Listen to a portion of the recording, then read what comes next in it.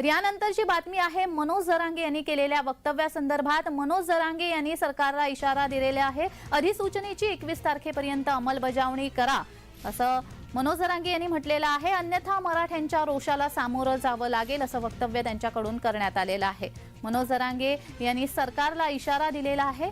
मनोज जरांगे हे सध्या उपोषणावर बसलेले आहेत। आजचा 9वा दिवस आहे। तर अधिसूचनेची 21 तारखेपर्यंत अंमलबजावणी करा असं वक्तव्य मनोज जरांगे यांच्याकडून करण्यात आलंय। बघावं लागणार आहे की ही घेतायत का शेवटपर्यंत। मात्र मग 21 ला फायनल पत्रकार परिषद घेऊन आंदोलनाची निवेदनबद्ध आंदोलनाची दिशा ठरवली जाणार आहे। 20 ला ठरवली जाणार आहे, परंतु अधिवेशनाच्या वेळेनुसार ठरवलं जाणार आपल्याला। आणि अंमलबजावणी सगळ्या सोयऱ्यांची करा। उद्या मराठा तुम्हाला डोक्यावर घेऊन नाचायला सुरुवात केली म्हणून समजा, हा मराठ्यांचा शब्द आहे। पण रोष मात्र अंगावर घेऊ नका, कारण अधिसूचना तुम्ही काढलेली।